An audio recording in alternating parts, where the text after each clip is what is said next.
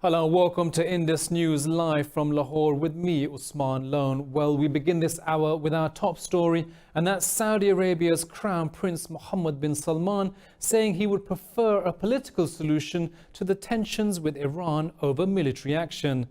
In an interview with a US TV network, Salman warned oil prices could spike unimaginably high if the world does not come together to stop Tehran.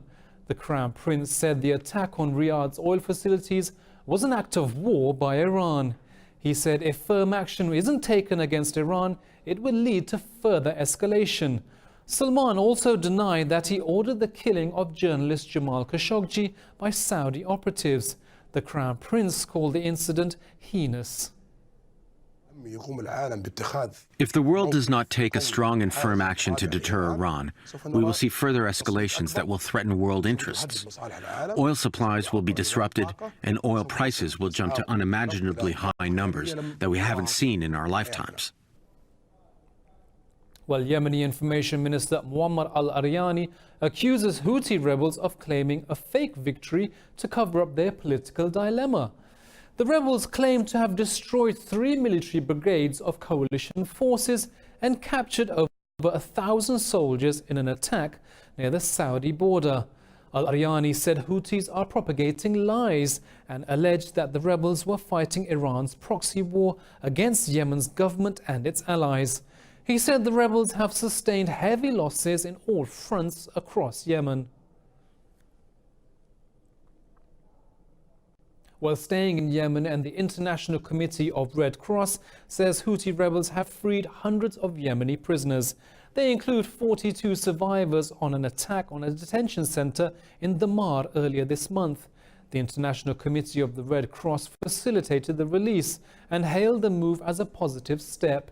It said the move will revive the release and transfer of detainees under a deal between the rebels and the Yemeni government.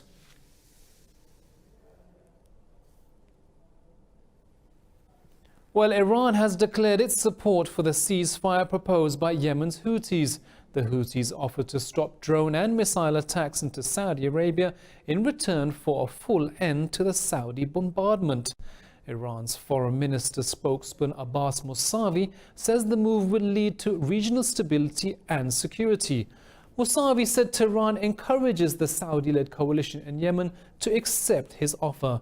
He said Iran only supports any move to establish a ceasefire and end the war against Yemeni nation. Mousavi said Iran believes this proposal is important for peace and stability inside the region. Well, as the Afghanistan elections preside, President Ashraf Ghani and Chief Executive Abdullah Abdullah have both claimed victory. However, the Election Commission says no candidate has the right to declare victory before it finalizes the results.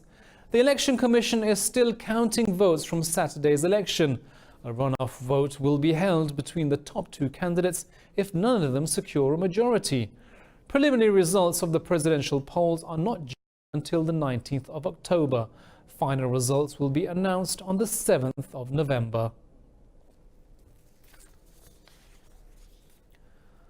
Now, over 20 protests have been held in Indian-occupied Kashmir against New Delhi's illegal annexation of the valley since Friday. Protesters say Pakistan's Prime Minister Imran Khan's UN General Assembly speech boosted the Kashmiri people's spirit to oppose Indian oppression. The officials say the protests have picked up over the last 3 days because of the increasing demonstrations. Indian troops have further intensified restrictions in the valley. Meanwhile, hundreds of British protesters took to the streets of Manchester, condemning India's inhumane lockdown of occupied Kashmir. The Freedom March started at All Saints Park and ended the Manchester Arena with people raising anti-Modi slogans. New Delhi's curfew and communications blackout in Indian-occupied Kashmir has now entered its 57th consecutive day. Well, Pakistan's Prime Minister Imran Khan has visited Azad Kashmir's southern Mirpur district to express solidarity with the victims of the recent earthquake there. During the visit, Prime Minister Khan said he can feel the pain of the people affected by the earthquake. During his visit, Khan was briefed on casualties as well as rescue, relief and rehabilitation measures taken by AJK officials. A 5.8 magnitude earthquake hit the lakeside city and its adjoining areas last Tuesday, killing 40 people and injuring over 800 others. Earlier on Friday, the Prime Minister announced 500,000 rupees in compensation for each person killed in the earthquake. And staying with Pakistan, and it's decided to formally invite former Indian Prime Minister Manmohan Singh for the inauguration of the Kartarpur Corridor initiative. The corridor is being built in the Narawal district of Punjab to facilitate visa-free movement of Indian Sikh pilgrims. Foreign Minister Shah Mahmood Qureshi says the opening of the Kartarpur corridor holds great importance for Pakistan. He says Manmohan Singh will be a guest to the opening ceremony on the 9th of November and a formal invitation will also be sent to him.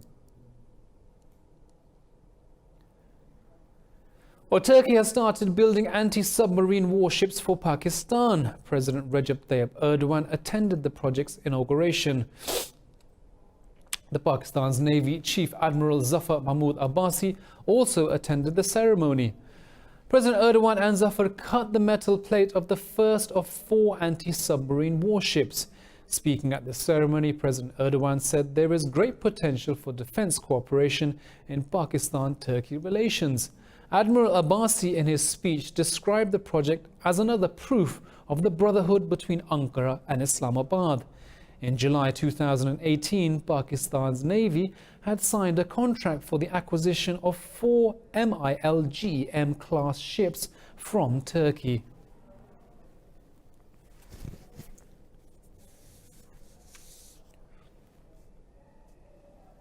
Well, we'll be back with more news from around the world after this short break.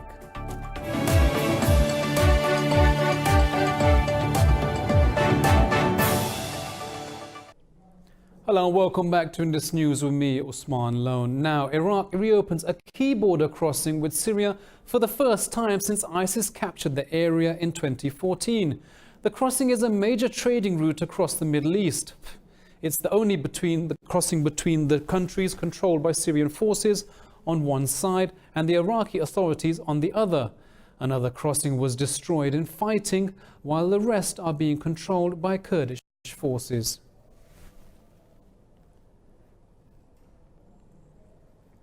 Syrian Foreign Minister Walid Muallim says his country supports Iran's Hormuz peace plan presented at the UN General Assembly. In an interview, Muallim said the plan is the best way forward and called for joint efforts to safeguard the navigation in the Strait of Hormuz. Iran's President Hassan Rouhani has proposed a coalition of regional countries to maintain the security in the Persian Gulf. The plan is a response to a US proposed maritime coalition to protect the shipping in the Gulf after a few attacks on foreign oil vessels in the key shipping route. Well, Syrian Kurds have criticized the UN-backed Constitutional Committee, saying they are extremely underrepresented. Kurdish official Mustafa Bali said having a couple of Kurds from northeast Syria on the committee is simply not enough. Bali's remarks came in retaliation to UN Ambassador for Syria Geir Pedersen's comments. Pedersen had defended the committee, claiming it had plenty of Kurdish representatives. The Constitutional Committee includes 150 members. It has 50 members from the Syrian government and 50 from the opposition. Now, desperate to escape war and find medical care for their daughter, a Syrian couple spent hundreds of thousands of dollars trying to reach Turkey. They tried 5 times to smuggle themselves and their 2 children across the border, but failed. More in this report. With 2 small bags in a tow, a family of 4 aims to cross the nearby Turkish border illegally. Each time, Jaber Caravan and his wife trek for hours through rocky terrain towards the border. They are intercepted by Turkish patrols. Sitting cross-legged on a carpet surrounded by his family, Caravan dreams of proper treatment for his daughter, suffers from an eye condition. I tried to cross Turkey so my little girl can undergo eye surgery as she is suffering from a problem, as well as I wanted to secure a job in order for me to support my family. Hiding her expressions by a full-face veil, Caravan's wife Vala said they'll try to escape till the last breath. I hope that someone would help us to safely enter so we won't suffer. Those children are suffering more than us. They are enduring the cold and everything. We are risking our lives to enter Turkey, but in vain. Originally from southern Idlib, more than 400,000 people are driven from their homes by months of fierce bombardment. Over 1,000 people have been killed since fighting started in April. In Somalia, the Al-Shabaab militant group claimed responsibility for an attack on a US military base near Mogadishu and another one on an Italian military convoy. The police say twin car bombs targeted the Baladogol base of the US Special Forces, and in the second attack, a roadside bomb targeted an Italian military convoy. No casualties were reported in both attacks. Well, at the UN General Assembly, a ministerial meeting of world leaders has called for an unconditional ceasefire in Libya. In a joint statement, the countries also called for a pullout of heavy weapons from the front lines and an end to the use of air power by all parties. The joint statement was devised by representatives from Europe, the UAE, Russia, the United States, the UK, Turkey and China. The African Union and the Arab League also endorsed the meeting's demands. The statement called on member states not to intervene in the conflict in Libya or take measures that fuel the crisis. It asked all countries to abide by the Security Council's arms embargo on the country. The communique also called for a UN-backed inter-Libyan conference with all regional and international stakeholders. Cameroon's Anglophone separatist leaders have boycotted a week-long dialogue with the government. The separatists say they do not recognize the government's authority to convene talks. The government insisted that the dialogue used to stop violence after a 2017 crackdown on English-speaking protesters. English speakers say they're marginalized by the French-speaking majority and have been fighting for a separate state. The United Nations says the fighting has killed 1,800 people and displaced over 500,000.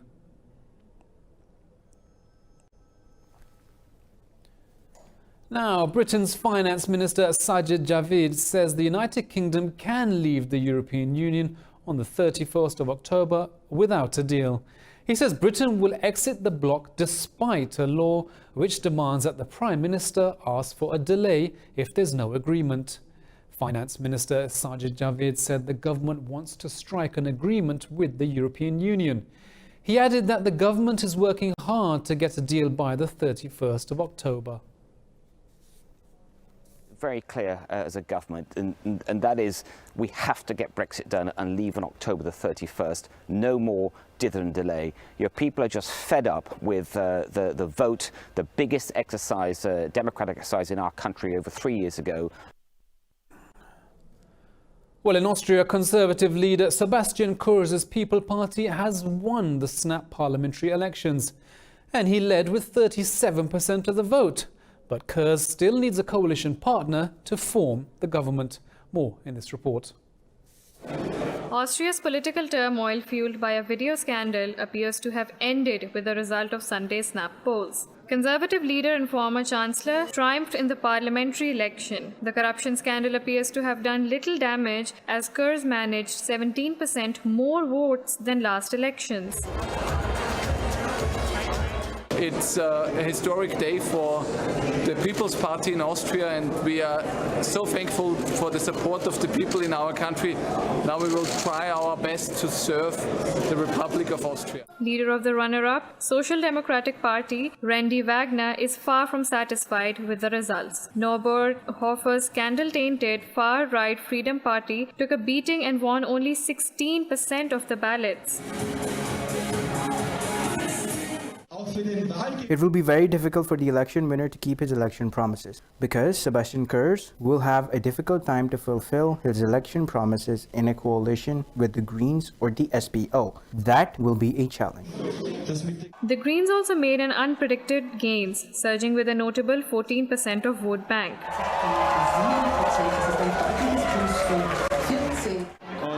The result is magnificent. It's the biggest comeback ever in the history of Austrian politics of recent decades and the best results the Greens have ever achieved in Austria. Lacking a majority, former Chancellor Kurz will need to cobble up a coalition in the coming days.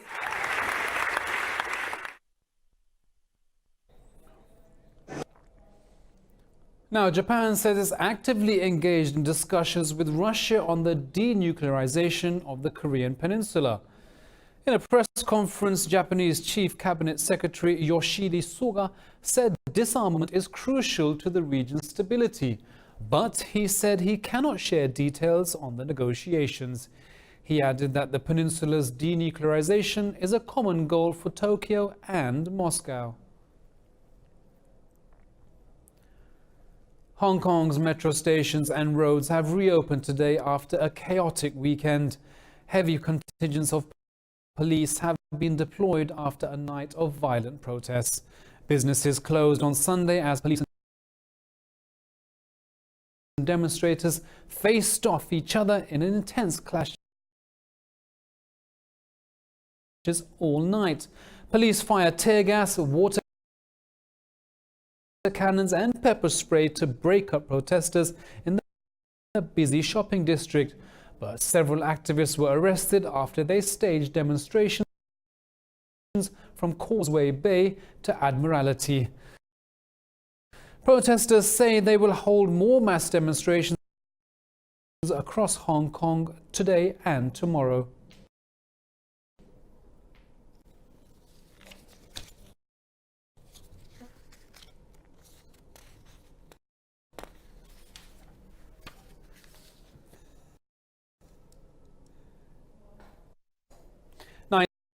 People have been killed in a factory fire in Chinese eastern Zhejiang province. Officials said 3 others were injured in the blaze in Ninghai country. They said 8 people were also rescued from the fire. Torrential rains and flash floods have killed 127 people in India's northern Uttar Pradesh and eastern Bihar states. Officials say Uttar Pradesh has been hit the hardest with 93 deaths, while 34 people have died in Bihar. They said the river Ganges was flowing above danger level in Uttar Pradesh's Ghazipur and Balia districts. The Uttar Pradesh Relief Commissioner said a flood warning has been issued in 28 districts. Meanwhile, authorities said the Patna, Bhagalpur and Kaimur districts in Bihar are the worst affected. The Disaster Management Authority said 15 of Bihar's districts have been put on alert after more rain is predicted.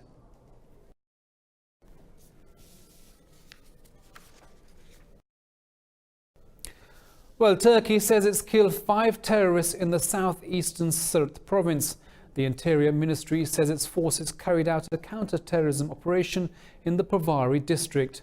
The statement added that the operation is underway to root out more terrorists. It said Turkey will continue to destroy the weapon caches of extremist shelters.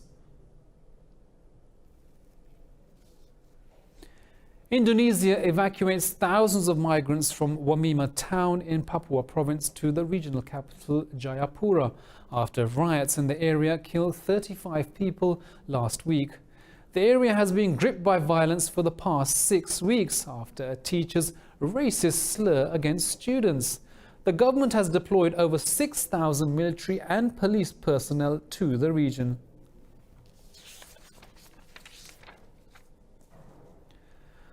World leaders gathered in Paris to pay their final respects to former French President Jacques Chirac.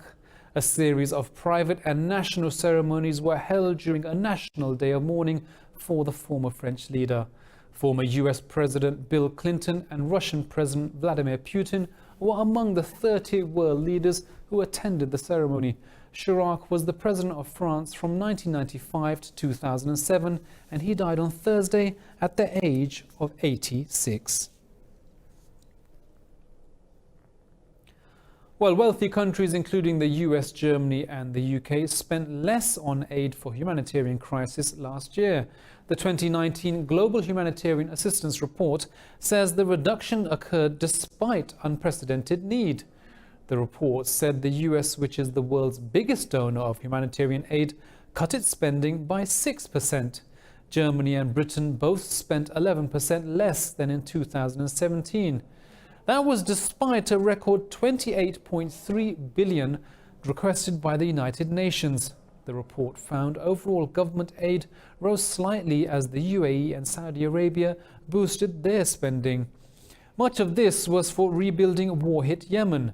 The report said multi-year funding, which helps aid workers on the ground manage the ongoing impact of crisis, also grew. Well, China will hold its biggest ever military parade in Beijing tomorrow on the 70th anniversary of Chairman Mao Zedong's revolution. The massive parade will celebrate Beijing's achievements, defense innovation, homegrown weaponry, technology, and much more in this report. Streets, subways and screens across the country have turned red ahead of the October 1st anniversary. Red banners urge people to rally closer to the Communist Party with Xi Jinping at its core. Enormous flower arrangements in Beijing extol the signature promise of China's leader to realize the Chinese dream. China is getting stronger step by step. As a Chinese person, every year my feeling of pride has grown since I was young until now. So I feel honored to be Chinese. From movie screens to theater stages, China's entertainment industry will also celebrate the anniversary. The play Battle of Shanghai, to be displayed in theater, aims to vigorously promote patriotism as the core of the national spirit. I really admire our heroic martyrs. I really do. They gave their lives for China's. I hope to spread the positive energy and spirit to more people. The huge celebrations will take place in Tiananmen Square in front of 188 military attaches from 97 countries. Billionaire entrepreneur Elon Musk has unveiled his latest version of the space company's newly assembled Starship. Now, this is a very speedy development for SpaceX's quest to put humans on the Moon and Mars. More in this report. SpaceX is working closely with the residents of Boca Chica village on a 3-year experimental test program for a new spaceship. Speaking at SpaceX rocket development site in Texas, Elon Musk showed animations of Starship. He also predicted that the rocket's first orbital flight could come in next 6 months, followed by missions to space with humans aboard next year. The critical breakthrough that's needed for us to become a spacefaring civilization is to make space travel like air travel. This 387 feet tall colossal interplanetary rocket system is the latest addition to SpaceX lineup of reusable launch vehicles. This thing is going to take off, fly to 65,000 feet, about 20 kilometers, and come back and land in about 1 to 2 months. So that giant thing is really going to be pretty epic to see that thing take off and come back. Musk's mission to the moon aligns with NASA's goal of sending humans there by 2024 under its Artemis program. Well, maybe one day we'll get a chance to go to space, but in the meanwhile, we're going to take a break and we'll be right back with the sports news and the news of business.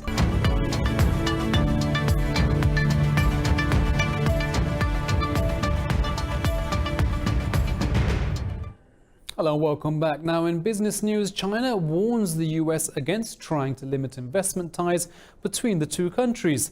The Foreign Ministry says the US investment curbs would hurt global growth. It appealed to Washington to resolve trade disputes. Earlier, a report says Washington can remove Chinese companies from American stock exchanges, but President Donald Trump's administration denies the report.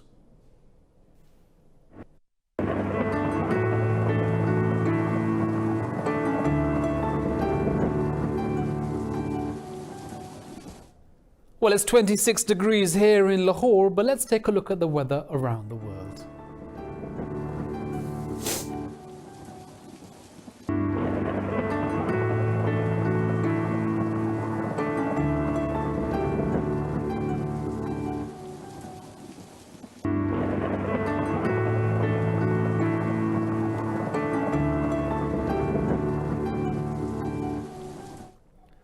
Well, that's all from me and the team here in Lahore, but we'll be back at the top of the hour with the headlines. Bye-bye.